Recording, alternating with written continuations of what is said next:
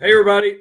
This is Jason Creel, and you are live on the Lawn Care Life live stream. I've been doing these for about a year now, mostly on Monday nights is what I was doing. And then I took a break over the winter and was doing them less often. But now that the weather's warming up, I'm probably going to start back doing them fairly consistently. I'm not sure if consistently means once a week or once every other week, but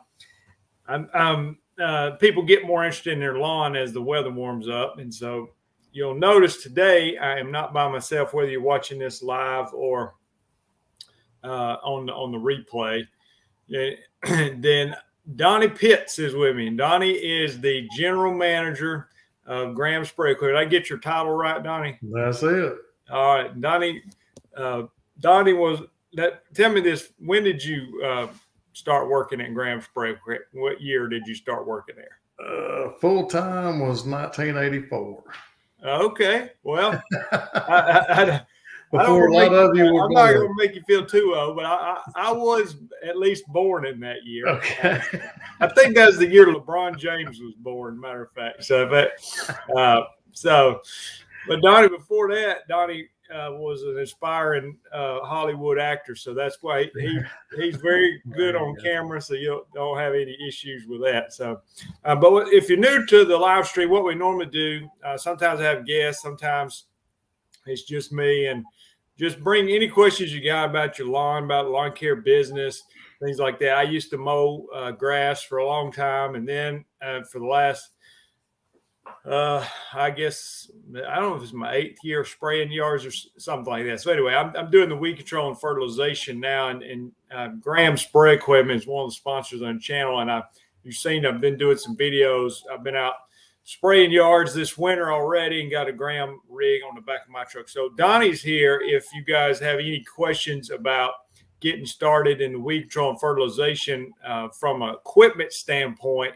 He has been around for a long time and is one of them situations where he's probably forgotten more about spray rigs than most of us know. So so this is the guy to ask if you got questions about spray rigs and things like that. And then he's been around lots of lawn care people for a lot of, dealing with those knuckleheads. So he can probably help us in that situation too. And then I'm here to, help with what I can as well. So we're going to start with the questions and you guys just type them in as you go and we'll try to keep the conversation going. We're going to be here for about 1 hour. So it's 3:30 my time, 3:30 Central till 4:30. So, all right. Erie Man, I guess that's how you say that. He says, my Bermuda lawn is infested with POA. What should I use for treatment? Thank you. Okay, so I've been seeing some infested with POA yards lately too. And the hot tip is if you can spray Spectacle in the fall, then that's it's a little bit pricey. But if you can put that down in September, October next year, then that'll make a huge difference, most likely. But if you got it right now, you got a couple options, well, more than a couple. One option is just don't do anything and let it die out with the heat, but that might be May, depending on where you live before it goes away. If you really want to kill it, there's Revolver's the product, Tribute Total, Katana, Negate, Certainty, that they all will work on a Bermuda yard. You can, if your Bermuda is still dormant, you can actually just spray it with glyphosate. I use 32 ounces per acre if you're going to go out there and blanket it. But the risk in that is you might delay your green up just a little bit. So good question. But like I said, if it's your own yard, you ain't too particular about it. You might want to just let it die out because all those products I mentioned are going to be a little bit pricey. All right. Extensive Gardens says hello. Charles says, hey. Extensive Garden says, what do you use to make it grow faster? I'm assuming that you're talking about grass, and that would be fertilizer. So we're going to use fertilizer to make it grow faster. Hello from Hoover, Alabama. Donnie is Alabama. Were you born in Alabama? I know you live in Alabama now, but were you? No, I live in Alabama now. Were you born there? No, I was born here in Georgia. Oh, but so you grew up in I moved to Alabama to get out of Georgia. I got you. They did. Now, did they give you a hard time after the national championship football game? Well, I'm still a Georgia fan. Oh, you gave them a hard time. I see. So it worked out good for me. Well, I got you. Well, All my neighbors are Alabama and Auburn fans. So. Well, you told them it was the last time they had won was before you started at Graham Spray Equipment. That's so right. It had been a minute. So we were due. That's right. All right. Brian says, I've got some new dormant zoysia sod and the rest is Bermuda. What should I apply to the new zoysia to make it take off best? Brian, when you say new, and guys, sometimes it helps too if you tell me like where you live and what kind of grass you deal with, because some people will be like, how do I kill weeds? But they don't say where they live, what kind of grass, so if you can give me some more details. But if your zoysia was laid like in the fall and it's just kind of sitting there and it's still got lines in between the pieces of sod and you can pretty much go pick it up, then I would encourage you just don't do anything to it right now. The main thing is get it watered and get it rooted. The rule of thumb is basically you don't spray or fertilize until it needs mowed twice. So what happens is the grass is there and it's going to start growing roots. And once it gets some roots grown, then it'll start growing leaves vertically. So once you have mowed it 2 times, it probably has some roots at that point.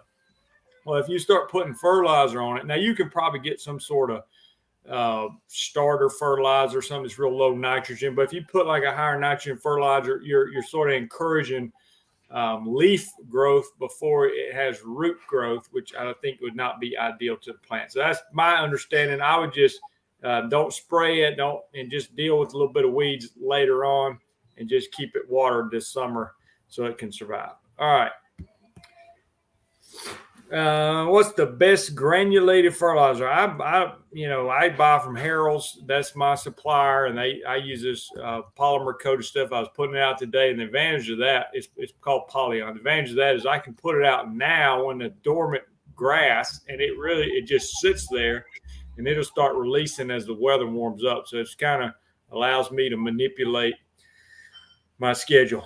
All right, I'm gonna bring Donnie in here. Donnie, when I bought my rig, my first rig, I'm friends with James Bartley, and James and some of the people on the channel know him because he's been on here too. But he told me, he said, you got to just call Graham. And that was when, what was it? Charlie was working there. And yep, Charlie was there. He told me, he said, call Charlie and let him take care of it. Anyway, so I got the 400-gallon split tank. And that's what I still am using now. And I bought a second rig after that. I bought a 300-gallon split tank. But like when people, are you involved? I know you know this kind of stuff, and I know you'll have a sales team. But when people come to you and they want to talk about what to get, how do you try to steer them? Or I know Dave does some of that kind of talking, but how do you tell somebody that you need a $60,000, big rig, or do you need a $6,000 or $7,000 200-gallon thing on the back of a trailer or anything in between? So, what do those conversations look like?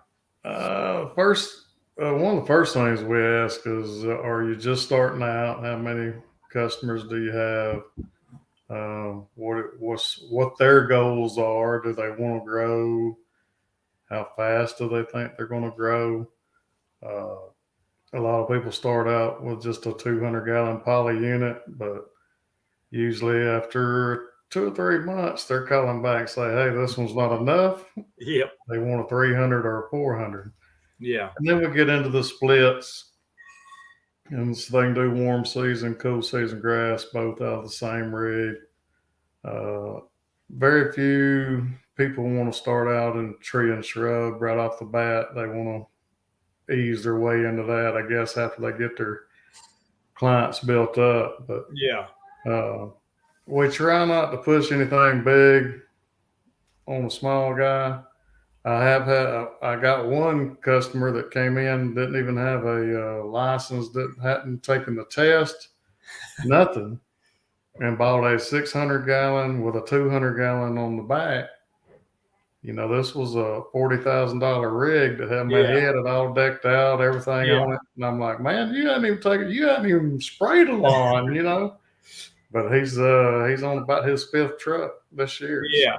I think somebody like that they have a lot of confidence they're going to make it. I don't think I had that much confidence. I personally had already been in the lawn business on the mowing side. So I was relocating. We lived in Montgomery and we're moving up to, north of Birmingham. And so when I kind of had a feeling I could do lawn care, and I was mowing and spraying and whatever, but I had 3 kids and a wife, and now I've got 4 kids, and I literally didn't have a single customer. But I was thinking like, I didn't want to get a 200 gallon. I didn't want to get something I was going to outgrow. So I got that 400 gallon. And to me, I mean, I had the 300 and I have a 400. I like the 400 better because the 300 is obviously nothing wrong with that. But there were situations where I would run out, during the day, or you have to kind of, I like a little bit more volume. I'm not saying from a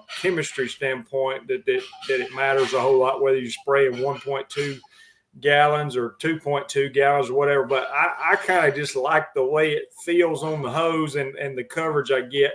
So I spray like 2 gallons per 1,000, and so I can cover 200,000 square feet with my 400 gallon tank. Right. And that's at that point I'm ready to go home, so I don't have to, where 150,000, I might occasionally run out and still have 3 yards left in that neighborhood and have to go back the next day. So, especially with it being it was a 200-100 split. So a lot of times for us, you mentioned cool season, warm season. A lot of times for us, it would be like Bermuda zoysia on one side, centipede St. Augustine on the other.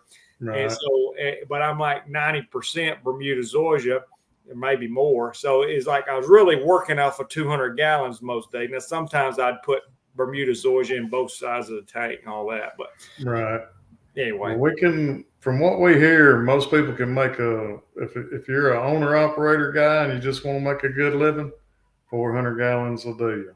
Yeah, well, mine's a split, but like I said, the 300 on the one side is great. And like for instance, this time of year, what I do, I started fertilizer day because I changed my schedule up a little bit. But what I can do is if I was spraying, like, let's say I'm out there blanking and pre-emerging on customer, I got that on the big side.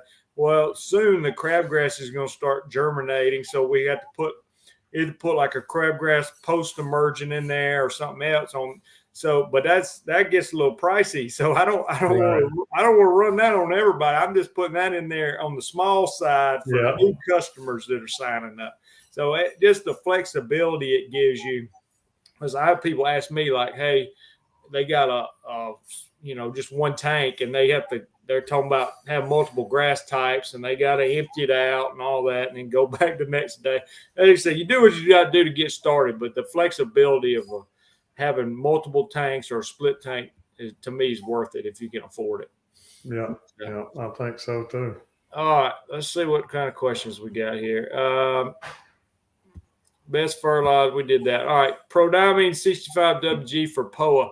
I mean, you can use that in the fall as a pre-emergent for POA. It's not going to do anything right now for POA, but that's what I'm using. Early in the year to get ahead of my crabgrass. I'm using Spectacle Flow in the fall, not the Prodiamine, just because Spectacle's is superior product for POA. Now it's superior price too, but the Prodiamine is certainly better than nothing. And if you got a thick, healthy yard, you might not have, you might be fine with the Prodiamine. You might not have much of a POA problem. But if you got like some thin grass and a little bit shaded, and you got one that has a POA problem year after year, Spectacle is going to probably give you better results. All right. He says, LOL. What did he say? What do you use to make it grow faster? Fertilizer. All right. All right. Does door knocking, flyer delivering, turning off potential customers, starting new and trying to get customers for grass cutting?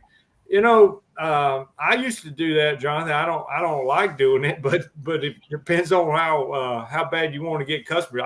And some of these big companies, they still do that. They hire people and they go out and they go door to door. Now you got to see if that's legal in your area.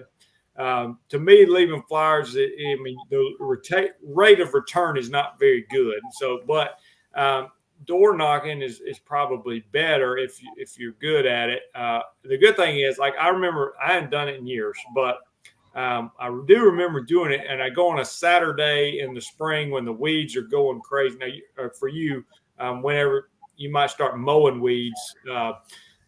In the springtime, and you go out there on a Saturday when it's warm, and because people want to make a spontaneous decision. So if you're out there when people are home, going on there on a Tuesday at 2:00 is not going to be very effective. But on Saturday, I think it can work. All right. Appreciate your channel, DFW Lawn Pro out of McKinney, Texas. Appreciate that. When mine grows, it gives me a hard time. All right. Well, if you want to keep it from growing, we use a growth regulator. So you fertilize if you want it to grow. If you wanted to keep it from growing, put some growth regulator on it. Brian's in North Alabama. That's a great place to be. Do you use WDG in your Z spray? I do, but sometimes it clogs my filters. A way to combat this. You might yeah, I mean, I spray like the Prodiamine, the powdery kind. You might go with the liquid kind, and I don't think there's much difference in the price of the liquid versus the granular. So you might go with the liquid and see if it'll handle it a little bit better. But yeah, sometimes on those low volume sprayers, clogging can be a little bit of an issue. And that's why I like. Donnie? What do you say on people when they like my tank's got mechanical agitation on the right side, the big side, and jet agitation on the left side. And it's almost always fine.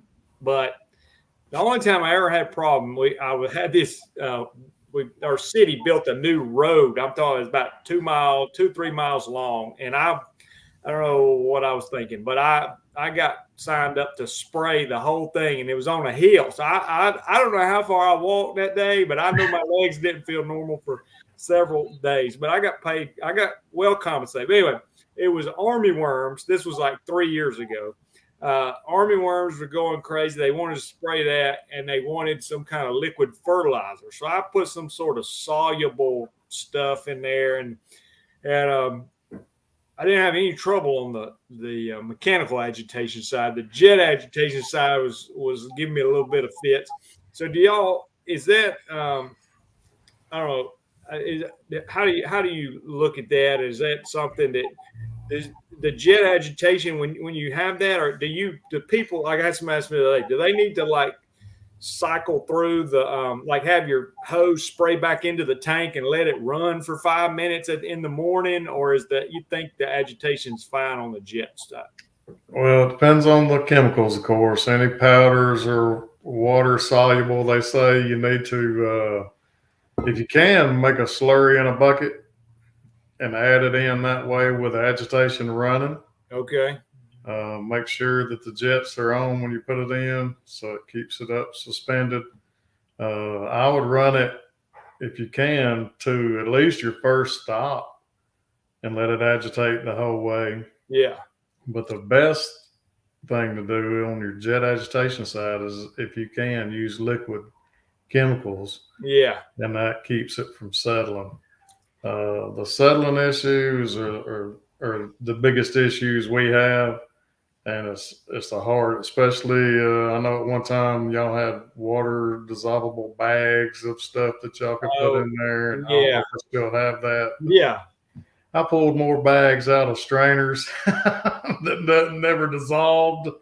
So I mean, it was a good idea, but it just didn't work. But. Yeah, I used to use it in bags of it was called Dimension. It's a pre and post immersion for crabgrass, and I had them bags. You just dump it in there. I'm like, well, that's what it said to do, But well, if you're running a diaphragm pump and that bag gets in there, it stops the suction, and you're going to end up blowing the diaphragms and have to replace them. And, oh yeah, I mean, it just becomes a thing. But on jet agitation, if you're using all liquid, you should be good. When you start moving into powders and stuff Yeah. like that, we really recommend mechanical agitation for that kind of Yeah. stuff. I got you.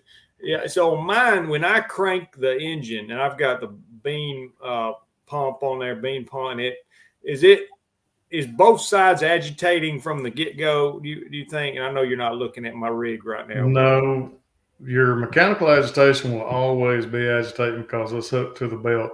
If that okay. engine's running, the agitator's running. All right. You have to select your 100-gallon side, Okay. To make suction it and start return. agitating. We do consider our system a full-time agitation system. You do not normally, especially with one tank, you do not have to select to agitate. It's going to agitate all the time. On Okay. a split system, you have to, if you have a jet agitation in one side, you have to select that tank. I got you. Agitate it. So you could run, as long as you had water in your big tank up above that shaft, then you could run that small tank the whole way all day long if you wanted to. If you're worried about settling or anything like that, Yeah. you just let it run and then select your other tank when you're ready to spray out of it. So Okay. All right, that makes sense. If y'all got any questions for Donnie, just shoot them on here. I always water mine. All right, extensive gardens. I'm not sure about your questions, man. They seem a little bit. I don't mind you asking questions, but we know water and fertilizer make stuff grow, and if you don't want to grow, spray it and kill it. All right. All right. Is there any weed killer that is natural and is okay for pets and young kids to be on? Well, I have experimented with some of the natural recipes out there is like vinegar, and you put vinegar and dish soap and put salt in there and all that. I mean, it's not. I don't think putting salt on your lawn that's like if you want to kill everything, you know. So I wouldn't go out there and spray vinegar on your lawn, or definitely wouldn't put salt on my lawn. So I'm sure there's natural products out there. I'm not too familiar with that market because it's just not much of a market for it, to be honest with you, in my area. All right, let's see. When's the best time strategy to control Bahia and centipede, South Georgia? Yeah, what we do with Bahia is we spray it with methylfuron. So product names would be Manor or MSM Turf. There's probably others, but you really only need like a quarter of an ounce per acre. You could do a third of an ounce per acre. So I'm saying a quarter. Hear me right, because it's a very small amount, a quarter of an ounce for an entire acre. So it's a tiny, tiny, tiny amount. So it's hard to just mix that up in a little 2-gallon handheld sprayer because it's really small amount. But you don't want to do that in South Georgia. Like I wouldn't do it right now because I'm going to guess your grass is already starting to turn a little bit green, especially as we get some warmer days. So you don't want to do it during your spring transition. So do it. Wait till it's pretty much fully green. So maybe April or so. It should be greened up by then, and then do it. Quarter out, and that stuff's so cheap. It's dirt cheap. And it might, if it doesn't kill it, it'll at least suppress it where it'll quit putting up those Bahia seed heads that are so annoying. All right. 6 inches of snow up here in New York. Too early to put down pronamine, or can I spread it on top of the snow? Yeah. I mean, I don't think you're in a hurry up there, but I will say this for what it's worth. I talked to somebody the other day who was doing cool season grass, and he was saying, sometimes you really don't have that much of a window before this. I think what he was saying, but when the snow melts before the crabgrass starts germinating, so they're kind of crunched for time because the snow's sitting around. And then next thing you know, it's 75 degrees, and you got to get hundreds of customers sprayed. So yeah, wait till the snow melts, but don't wait much after that. Would be my advice. All right, I'm in Atlanta with POA this winter. Used Imagine, maybe he meant Image. I'm not sure. About 3 weeks ago, and has not budged. Any issue with the second application? Should I do it before my Bermuda comes out of dormancy? Yeah, I mean, it's everything's going to be slow right now. So in the wintertime, and POA is notoriously slow to die anyway. But I mentioned earlier some of the other products you could try. Revolver, it's kind of expensive. Negate, Katana, Tribute Total, Certainty, Celsius, they all work on POA, but it's very slow. And like I said, if you want to just live with you might look at your POA and say, yeah, you sprayed it, it's not dying, but is it still growing? Because as the weather gets up in Atlanta, y'all going to be in the 70s this week, I believe. You may have stunted it where it's not going to grow, and as your grass starts turning green, it's not going to be near as noticeable. So you may have accomplished what you need to for aesthetics purposes. All right, most important question of all: did you leave the money on the doormat? So I did a video, Donnie, about I was just basically making fun of lawn care people, and I said you got like some of them that want the money under the doormat and all that stuff. So I think that's what that was about. So, all right. Douglas, I tried the same with image in the same region. I found the image really needs consistent higher temperatures to work, even in warm weather is slow. Appreciate that. Jonathan, what's your recommendation for paying employees when you have a small company, 2 or 3 guys and workers own no equipment, paid by the yard, hour, or flat rate? Down here in Louisiana, well, I'm solo right now, so I'm not sure I'm the best one to ask. But Donnie, you're around lots of lawn care people. Have you?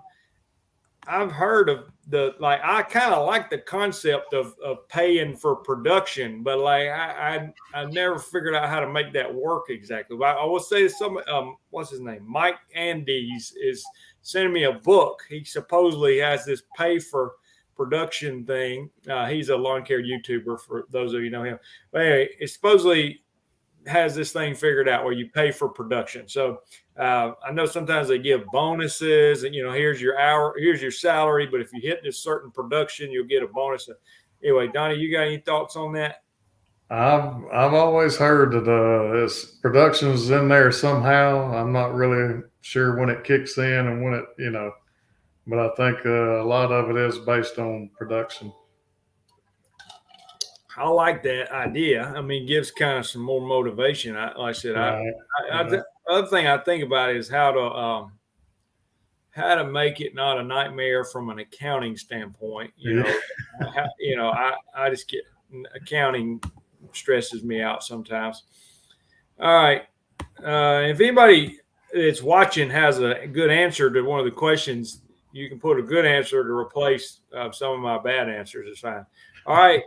Donnie, got one for you. Does Graham make sprayers for tractors or side-by-sides? We can make sprayers for either one. That's not what we're really good at.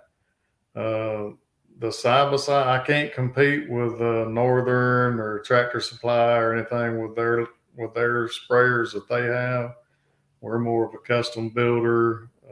Everything's going to be a little more expensive when you come to us.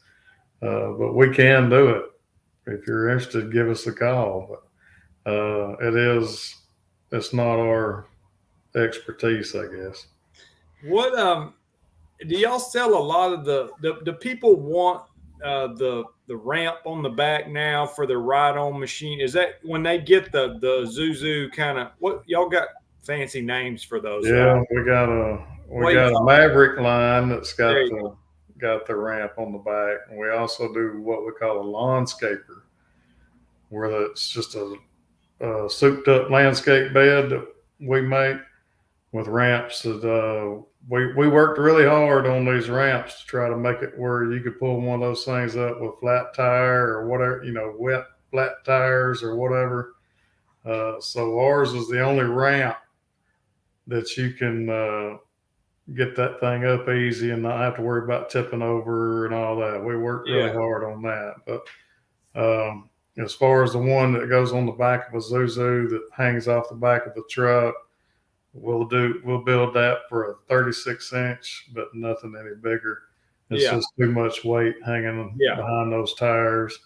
And anywhere but Florida, anywhere that's got a hill, that thing's going to hit and tear something up. Either tear the truck up or train tracks or whatever you go over, it's going to tear something up. Yeah, I have to be careful. Well, I've got one of those. I'm sure you're familiar with those, like the B&B racks that they Yeah. fit in the hitch.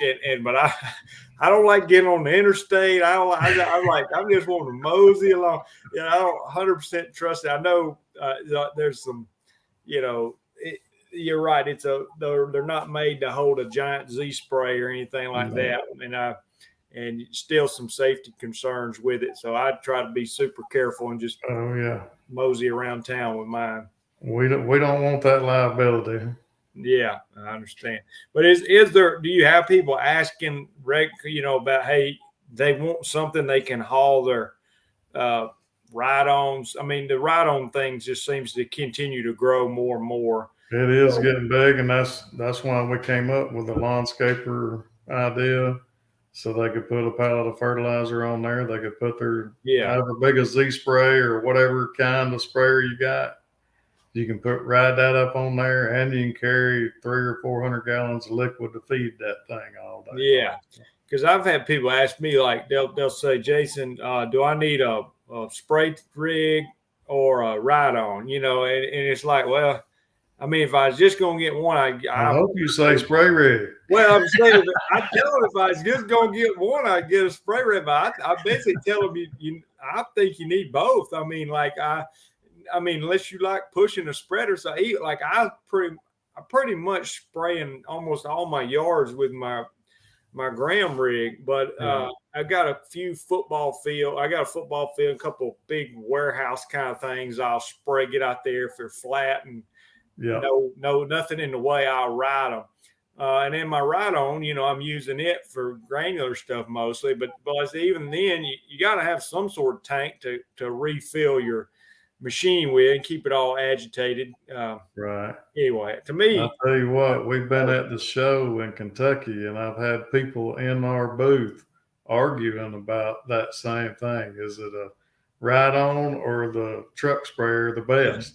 Yeah. And they're, the truck sprayer says, I'll have the yard sprayed by the time you unload that ride-on. And they say, well, I'll last all day long. I can go from daylight to dark, Yeah. To me, I got a lot of 3,000 to 7,000 square feet yards. So if I live, kind of your neck of the woods, I bet you get more rural, you're going to get some big property. So these people that are, and I think the other thing, the people that are up in the Midwest and stuff, I think I have a couple of theories on it. One, I don't think the cool season people have the weed pressure that we do with the Bermuda grass and stuff. So they're not out there having to blanket every square inch of the yard. Like if I miss 6 inches next to the flower beds, I'm gonna have 6 inches just slam full of weeds. It's gonna and I know you can get right up next to it with some of those boom sprayers on the Z spray and things like that. So I'm not against them by any means, but hills are an issue. So if you live in Kansas and you don't have that many weeds and everything's flat, and I think you got, and if it's bigger properties, but when I go out there and hit a 3,000 square foot yard, like I did some today, and people think I'm crazy. I got a ride-on spreader sprayer. I got 2 ride-on spreaders. I'm out there with this thing, a little chest-mounted, fertilizer spreader that costs $60, and spreading fertilizer with that, because there is some truth to it. By the time I got my machine off the rack, crank it up, get it. I mean, I could already be done with that little yard. So I think the whole ride-ons are faster. They do save your legs, no doubt about that. And I love riding. I'd rather ride than pull a hose. But I don't think efficiency-wise on small yards, I'm not even sure they're faster, period. I think you can actually probably spray it and wind the hose up faster. But anyway, I'm with you. We're not against the ride-ons either. We're going to help you. We're going to feed that ride-on for you if that's what you want to do. And I had to make myself walk a little bit too. I get a little lazy, but I get where I am taking on small flat yards. The ones on the side of a hill, I'm like, no, I'll let that be to somebody else. All right, we're behind on the questions. Let me see what I can get us caught up here. Pay them as much as you can. Treat them like you want to be treated, employees or everything. I would agree with that. If a good employee is great and a bad one is a nightmare. So First String Lawn Care, shout out from over here in Georgia. Good to hear from you.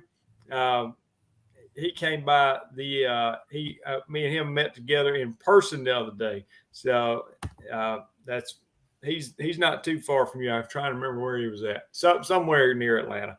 All right. And Margaret Kennedy says, how profitable do you think I can get with a lawnmower and a lawnmower trailer because I don't have a truck and I can't drive? I'm in a city with 2,000 people and also in Ontario. All right. So I don't know much about Canadian lawn care. I don't know how long of a season you have would be one concern, because I'm assuming it doesn't, we're out mowing grass in March, and I'm assuming you're not mowing grass probably till May, if I had to guess. And I'm thinking you're shutting down about September from your mow.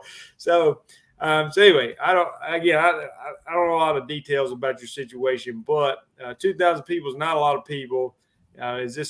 It doesn't sound to me like the greatest opportunity, but if you're just trying to make a little side money, tell people like anybody. I mean, you have to understand the market. You have to price it effectively. You can't just say, well, I'm in 2,000 people in my town, so I'm going to just mow yards for $25.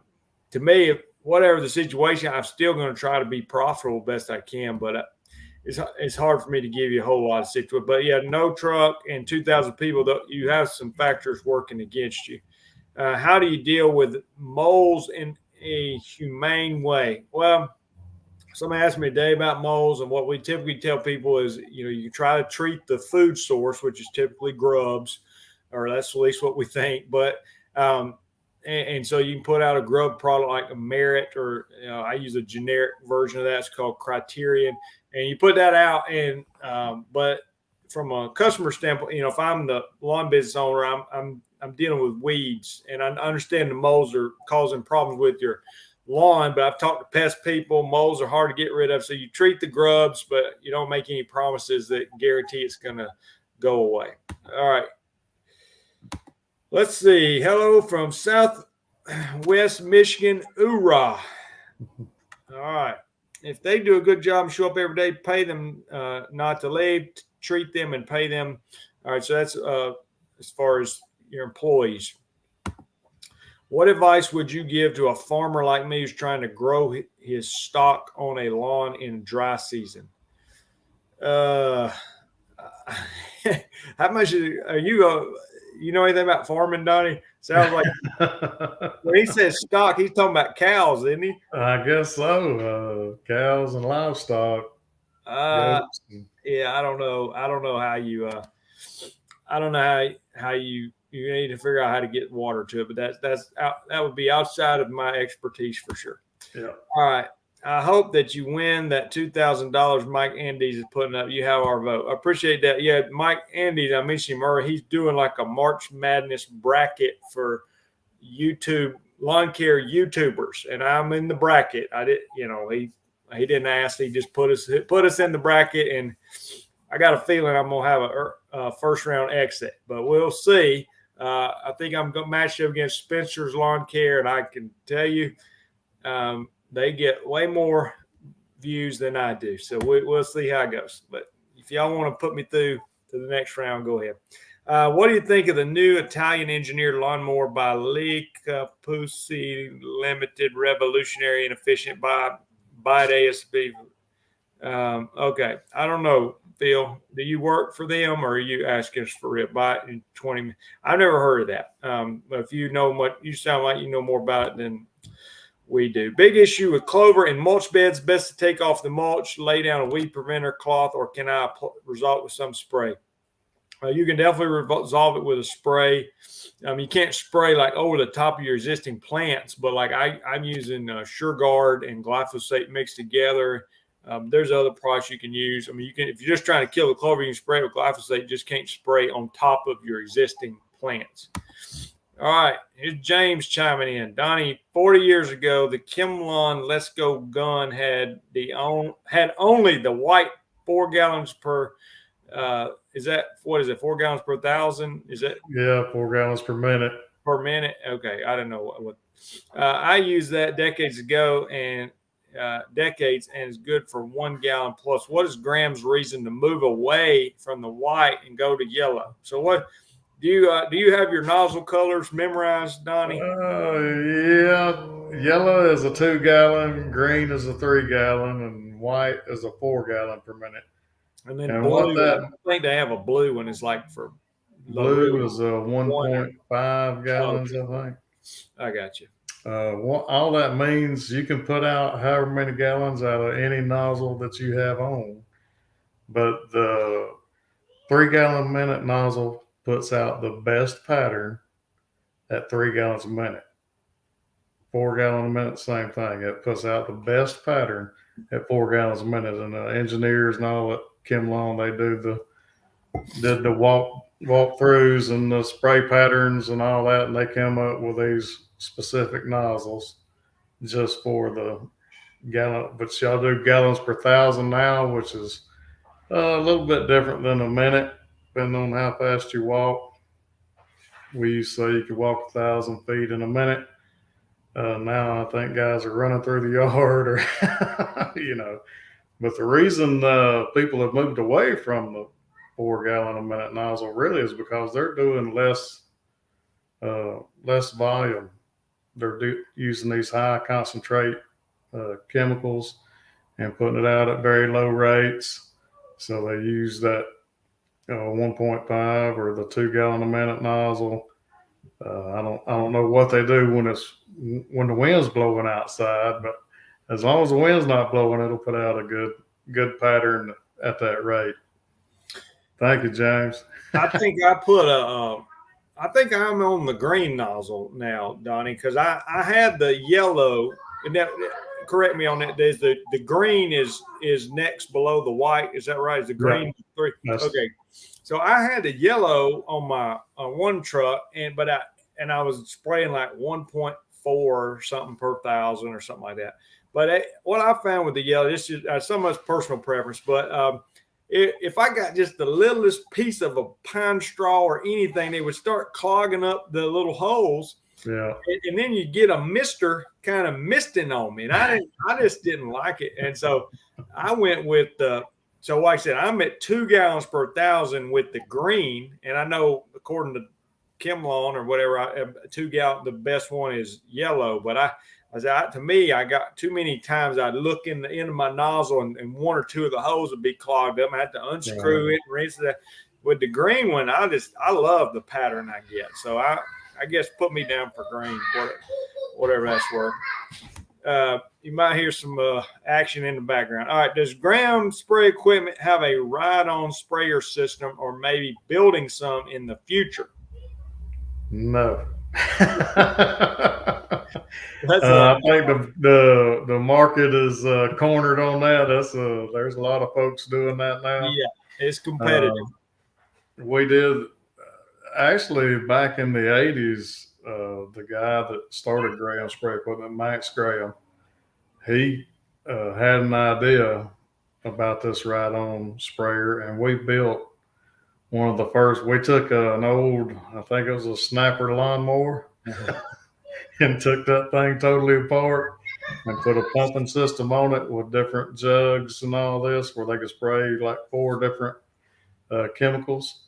And we tried to sell that thing back then, and everybody laughed at us.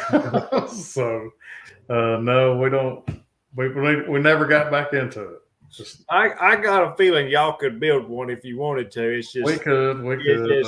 Permagreen, all those guys started coming out with a more high tech, more advanced stuff. That's right. We let them have it. I think that was a good move.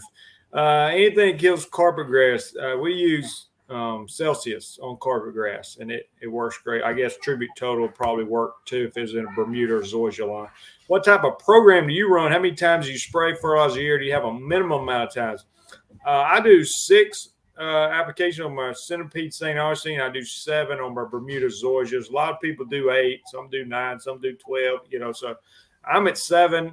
Fertilized twice a year with like the Polyon slow release stuff, and I kind of mixed up my program a little bit this year. So I'm spraying round 1, fertilizing round 2, spraying round 3, fertilizing round 4, spraying round 5, spraying round 6, and lime round 7. So if customers mad because they don't have a golf course llama, they only want to pay for 4 treatments.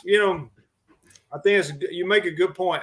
And sometimes I think it's just not worth dealing with that. You say, hey, well, I do 7 treatments or I do 8 treatments. I have some people that have on 3 or 4 treatments, but most of the time they're friends of mine. Or if somebody just acts like they don't have 2 nickels to rub together, I let them do it. And well, I just tell them, it is what it is. It's 3 treatments. It'll be way better than 0 treatments, but there's no callbacks, and I'm coming out there and listening to complaining on that. So I would push you, try to get as many as you can just on your normal plan. And if they can't accept that, because that's exactly what you're going to get. You're going to get people that want the results of the full program with paying half the price. All right. Wilbur, he's on here a good bit, and I always like him because I got chickens at my house. He's got a giant chicken on his shoulder, so I can't get my chickens to do that. Hey, Jason, I'm planning on starting a lawn care business. What I'm unsure about is how do I ask customers for payment? So I use Yardbook. How do I ask for credit cards? Yeah, I use Yardbook, and it has an option where you can do the credit card on file, or you can email them or text them the invoice, and they can click on the link, pay with a credit card. So that's how I handle that. In South Georgia, current round is mid-February to end of March. Ran Trimake and Atrazine round 1 for post-emergent. Think about running Atrazine one more time. Is it worth it other than new customers? I would think you're, a couple things. One, you're supposed to kind of take the Atrazine out on your, South Georgia, maybe you have centipede yards or something, but, and that, if they're kind of clean, I don't know if there's necessary. The other thing is once they start turning green, I think you need to take, my understanding, you take the Atrazine out. So those are a couple considerations. Is it really needed, and is your grass turning green already? What spray rate do you recommend for getting into shrub spraying without breaking the bank? So when Donnie, you mentioned earlier, y'all don't push a lot of spray, or you don't push tree and shrub stuff on. Oh, I'm sorry. I misread the question. I thought he was talking about tree and shrub, but so he is talking about shrub spraying. Oh, shrub spraying. Okay, I misread it 2 times. All right. So it just depends on. I mean, I don't know how many gallons he'd need or whatever, how much shrubs he does, but a 200-gallon poly, if that's all he's spraying is tree and shrubs, and wants a little cheap unit to do that with. A 200-gallon poly with a little JD9 or a Hudson gun. We'll spray all those shrubs, and it's not as expensive. You don't have to have a big truck. You can put it in a half-ton pickup truck, and hopefully you already got one of them. You don't have to go out and buy one, and just put it in there and go spray. So in my situation, if I got a 400-gallon tank, could I add a designated tank for that? How does that work? We could add one as long as we had a separate pump, and then you can't run that stuff through the same pump as you do your lawn. Yeah, that's the big thing that people don't understand. People don't realize that trees and shrubs got to have a total separate pump, separate hose, separate reel, all that stuff. So you're really buying another rig to add to your rig would be what you would be doing. Yeah. But somebody just doing tree and shrub, I mean, they could drop down to a 50-gallon. It just depends on how much liquid they need. Yeah. And on trees, we wouldn't, if they're going to do trees, I'd need to know how high they want to spray or stuff like that. That's, the higher you go, the higher the money goes. So. I got you. All right. Saying hello from Louisiana. Thanks for the good content. Appreciate that. Hello. Are there any lawn care trade shows throughout the year in the Southeast, Alabama, Georgia, Tennessee, Mississippi? Yeah, I mean, well, it depends. The big thing that a lot of us go to is the GIE Expo. They changed the name of it this year. It's going to be called the Equip Expo, I think, but it's in Louisville, Kentucky. I know it's not the state you mentioned, but it's not too far away. It's in October, and it's huge. There's as far as like the weed control, I know there's the one I get invited to is like it's this Deep South Turf Expo. It's more of a weed control thing down in Biloxi, I believe it is, and I've never been, but heard good things about that. I would imagine there's others. I just don't. I'm not. I used to have one, but and I may bring it back one day. But I did a couple of live events and it went pretty well. So, are you familiar with rim sulfuron as a pre-emergent, as post-emergent action on POA? As far as being familiar with that, I did the other day. I had a yard and it was full of. It was a dormant Bermuda yard, but it had a bunch of ryegrass popping up in it. So I had a bottle of Negate. Actually, at the GIE Expo about 3 years ago, I won a Yeti cooler from the Quali Pro people. And when I went by there, they gave me a bottle. I'm pretty sure that's what happened. They gave me a bottle of Negate. Well, it's been sitting on my shelf for about 3 years. That's the product they have. And I'm pretty sure it has rim sulfuron in it. And so I sprayed the other day with it for the first time on you're supposed to knock out the POA as a post-emergent and things like that. We got about 10 more minutes. Anybody have more questions for Donnie? Bring them on. I used the Victor Sonic mold spike last year. They helped a lot. We'll see what the molds did. So there's a recommendation for molds. I've been learning a lot from you, Mr. Jason. I watch all your videos, including when I'm painting. Appreciate that. Graham, so what about a truck or trailer that has a nurse tank that agitates and refills right on sprayer doing a closed circuit refill so no mess? Educator, maybe agitator, I'm not sure. For chemical mixing, can it be done? Yes. Address that. Yeah, it can be done. We can put a nurse tank on anything you want and agitate it, and you can pump it in. I don't know what he means by educator for chemical mixing or whatever, but maybe it's talking about closed circuit refill. I don't know what he means by closed circuit refill, so no mess, but we can make it as least amount as messy as we can for refilling. Chris, if you got time to clarify your question, maybe more specifically, Donnie could help you on that. Big issue I'm having in Massachusetts is the customers are cheap, so I decided to cut probably 13 for the season. Yeah, get rid of the cheap ones, man. Fill your schedule up. That's in any business. Y'all got anybody, Donnie, that comes in there wanting to spend about $2,000? Oh, yeah. Walk out with something great, Oh, yeah. They want a big 800-gallon tank and everything else for about $2,000. Y'all got, where's your clearance rack at Graham Spray? That's right.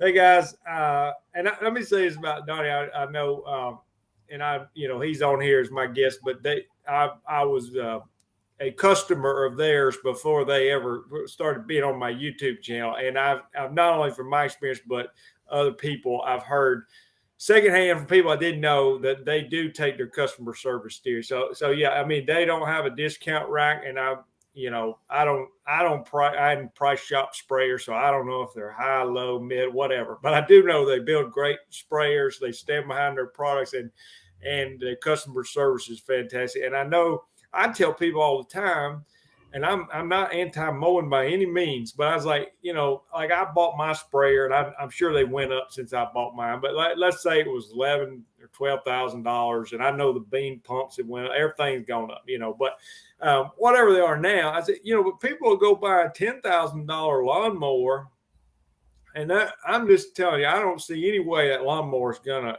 make more money than that spray rig with less maintenance. I mean, I still got the same Honda engine. I mean, I'm embarrassed when I take the air filter off and see how my maintenance schedule has slacked off a little bit. But anyway, it's just very low maintenance piece of equipment that I tell people consistently can generate $1,000 a day. Now that's no promise of you, but there's people doing way more. They people making $1,500 a day or probably more. But I know for me, I can get out there and do $1,000 a day in revenue, and there's cost involved and all that. But as far as just getting started with some expense, I would rather pay a little bit more and get something that I know is going to work, because I'm not a fix-it guy, and I ain't got time to be messing with stuff breaking all the time. So that's my experience. All right, I'm in Tampa. Well, I was wondering if I can mix with Roundup Quick Pro to get better kill of oak tree sprouts. Maybe like what's that product? I got Crossbow is one. I think is for woody shrubs and stuff. So you might look into Crossbow. I think it has triclopyr in it is the chemical name. So check out some of those products. James, if you're on here, you might give him some help on that too. Hello, Mr. Bartley. I seen you on YouTube on Jason's channel. One day I call you when I'm ready to get business up and going. All right, no problem. That sounds good. All right, we got 5 more minutes. You got a question? We ran through those. Oh, here we go. Here we got a clarification on this, Donnie, from Chris. Closed circuit is a system that doesn't leak. Dura Profil, I think it's called. Educator, so I guess he did mean educator, not agitator, is the cone-shaped tank you put chemicals in that then it injects on the nurse tank. Y'all have lost me on this one, so I'm going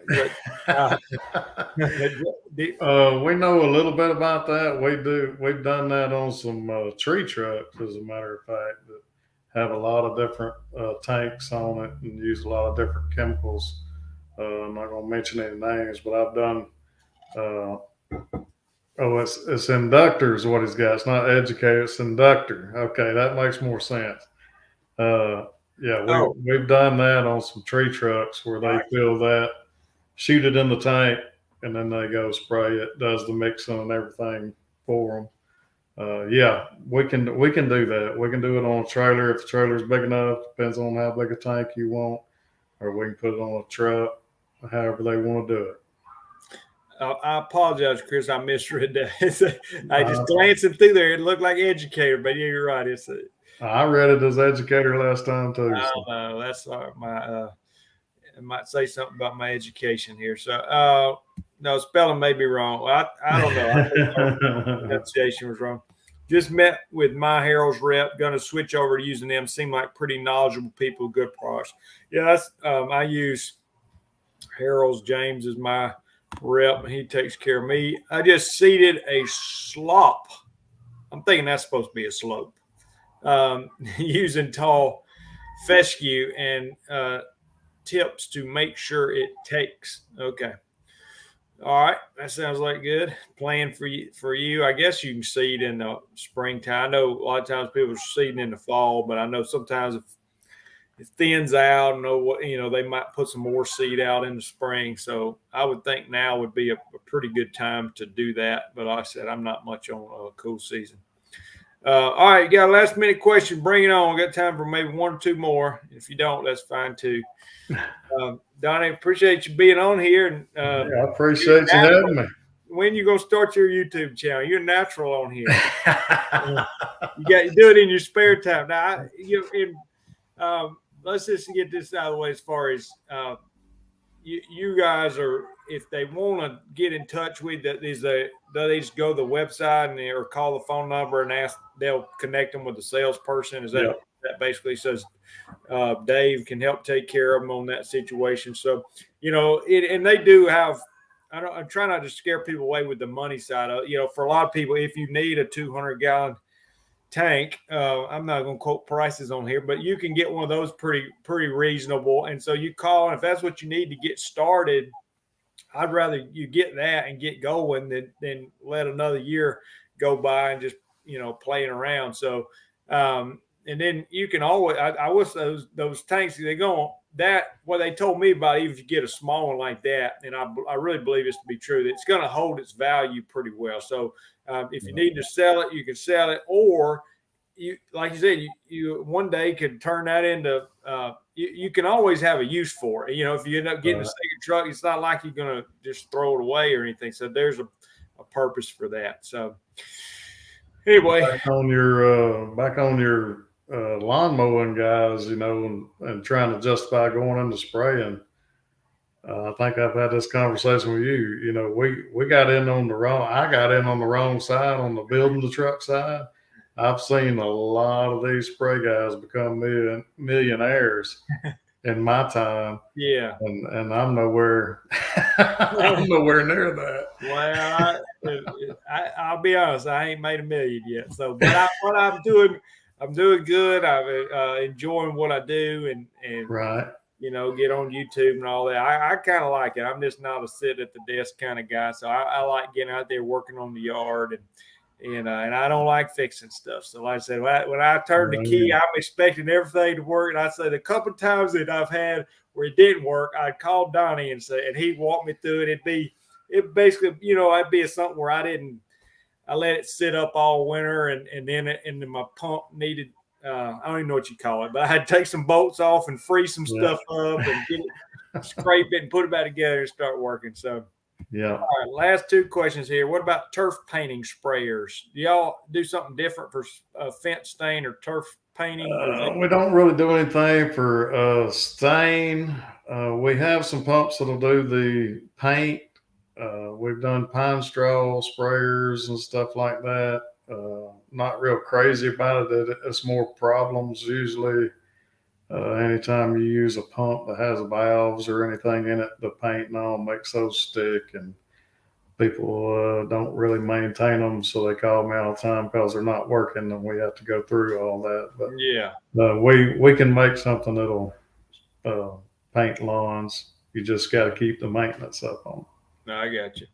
James says on tree seedlings, cool season products with triclopyr and warm season with fluroxapyr. Frequent mowing helps. Yeah, I mean, usually you got a big oak tree and you start mowing the grass, that those saplings are not going to survive if they're out in the yard. He says nothing's perfect. Nothing's perfect.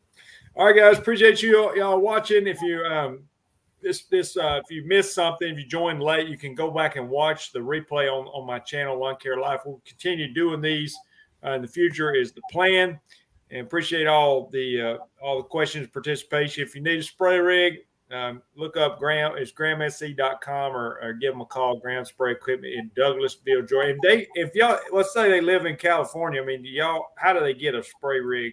Y'all ship it out there, or we can ship it, or they can come pick it up, or however they want to do it. They probably need to get it, see the beautiful Southeast.